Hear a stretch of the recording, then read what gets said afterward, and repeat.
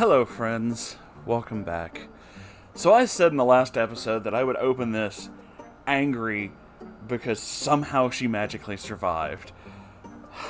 No, I'm not even angry.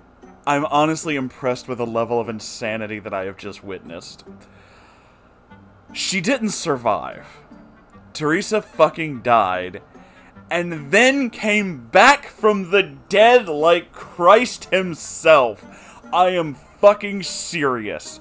She was dead for like 2 weeks, and then she just wasn't. Yup, that happened. Okay, so we know this because she wakes up in a hospital, and they basically just say this. So there's several things wrong with the hospital, aside from the fact that she just comes back from the dead for no reason. They never removed her clothes from when they found her dead in the ocean. Why would a hospital not do that? You were there for like 2 weeks. Why? That's not procedure at all, even for dead people. That's just not the way you do things. So that doesn't make any fucking sense. But also, the first person she sees, and I'm not kidding, is basically the renamed fucking Prime Minister of England at the time, Tony Blair. Yep, the Prime Minister himself shows up because he's like, Jesus, girl just came back to life. I gotta be there. So, 2 things happen in this chapter. We are leveled with 2 major events, and then we engage in Norman Bouton's favorite fucking thing. Goddamn recap. So let's touch on the things that actually matter in this chapter. 1, we have learned that Theresa apparently cannot fucking die. She just comes back. She's like a cockroach. You can't kill her. She'll just come back. And secondly, we have learned that apparently all of the wind on Earth has stopped. It just stopped. The wind does not blow anymore. And this is a huge international crisis because all of the world will just die. Except that doesn't make any sense, and whatever. This whole thing doesn't make any sense. But also, people are for some reason convinced that Theresa has the ability to fix this. She can save the world. She's gonna save the whole world, and yeah, we're at that level now. But also we get wonderful lines like this. She's talking about how she didn't have anything negative, which is in her history, backstory, I don't know, whatever. But anyway, we get this wonderful comment.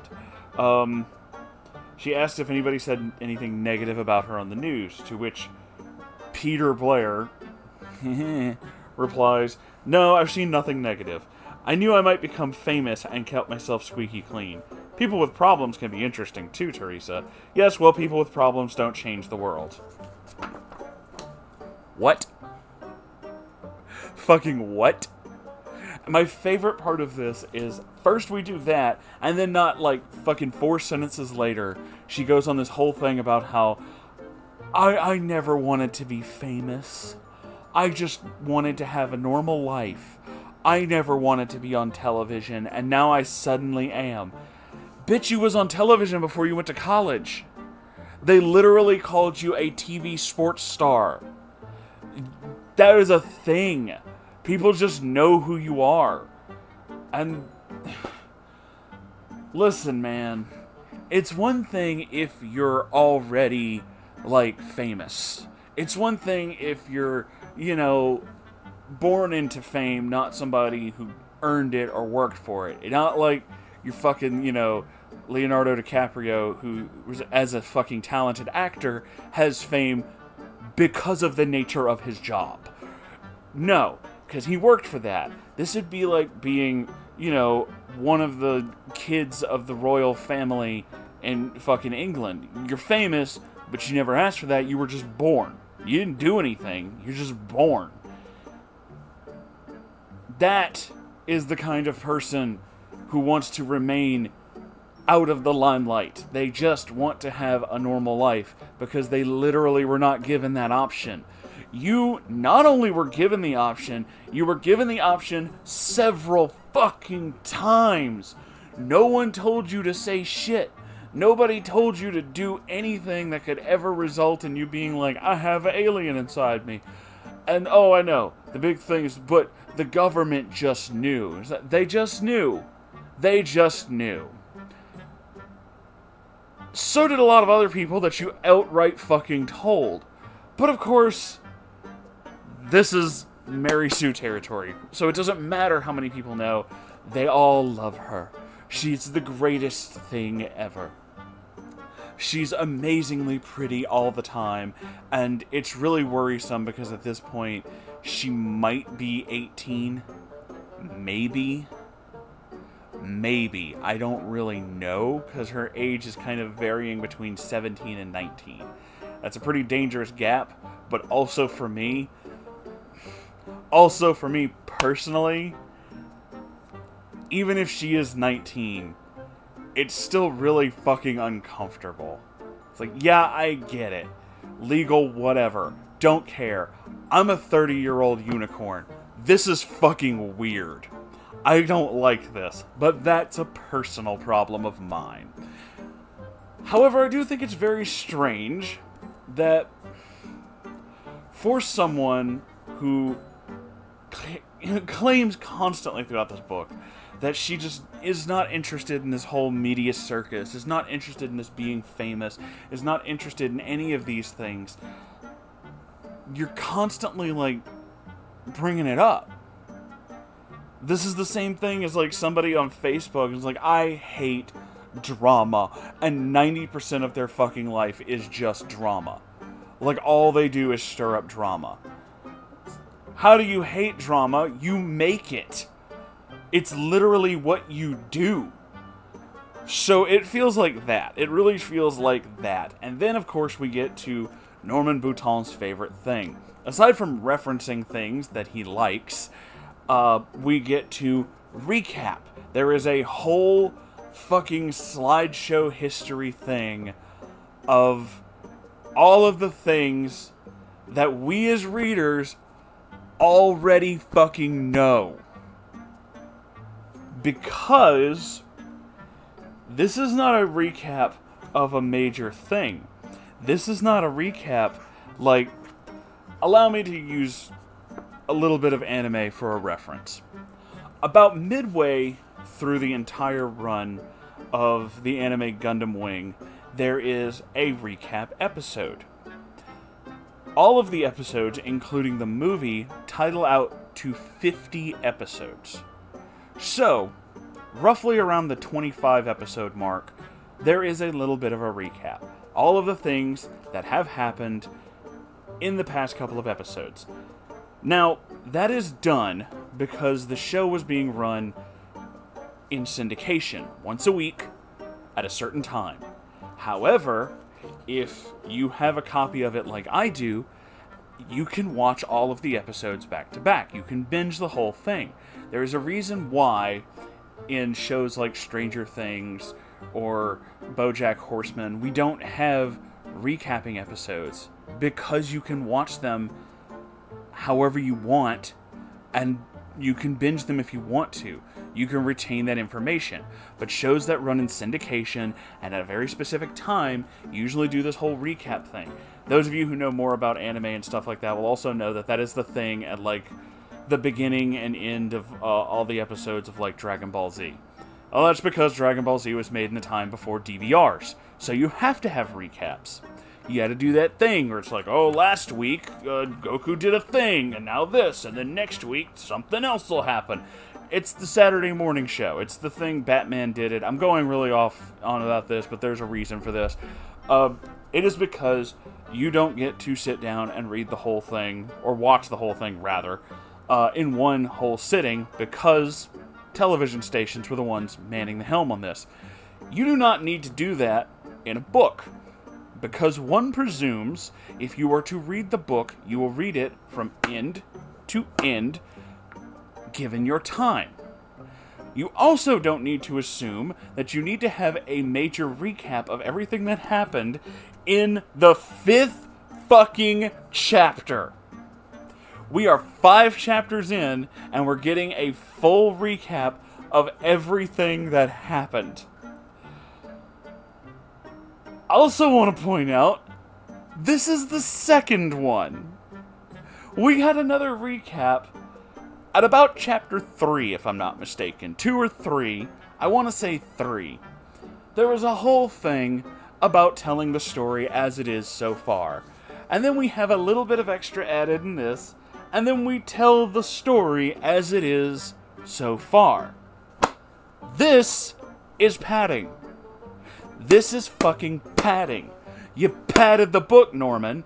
You padded the fucking book because there's nothing to say here. You did not need to do that. There is no reason that we as readers need to know about the big montage of all of the things in Theresa's life in the 5th fucking chapter. We just read that. We know that that is what happened. We witnessed it firsthand. This is being done for a very simple reason.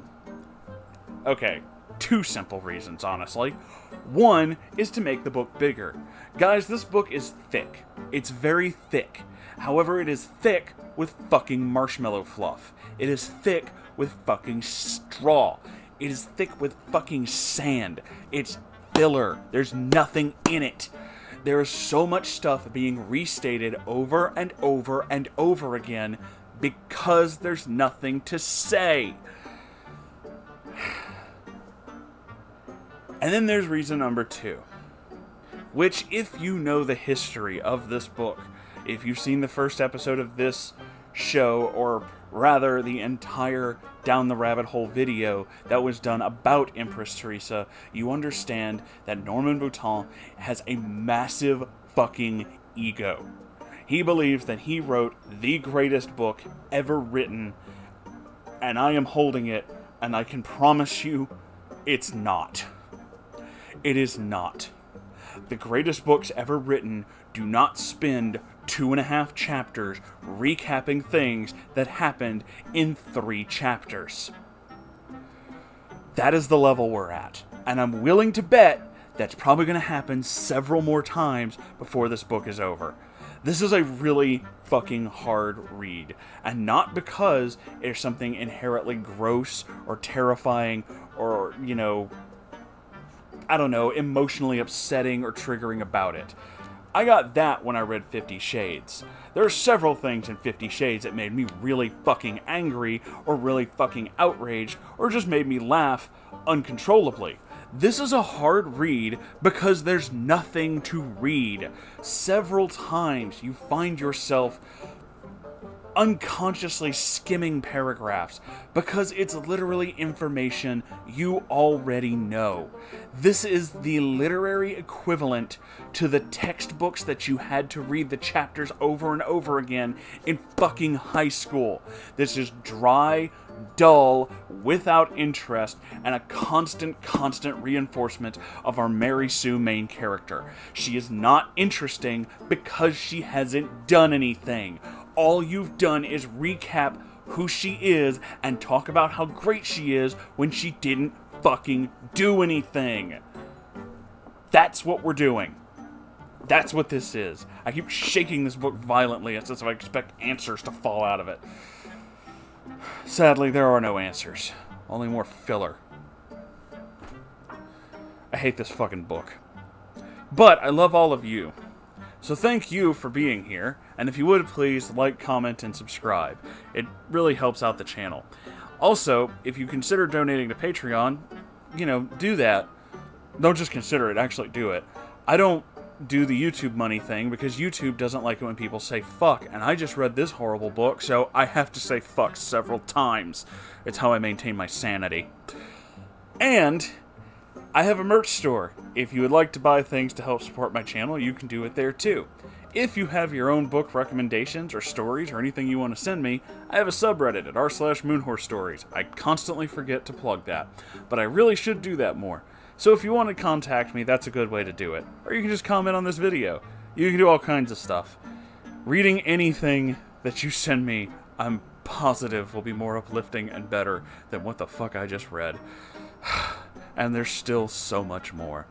Thank you all for being here. I love you so very much, and I'll see you in the next episode.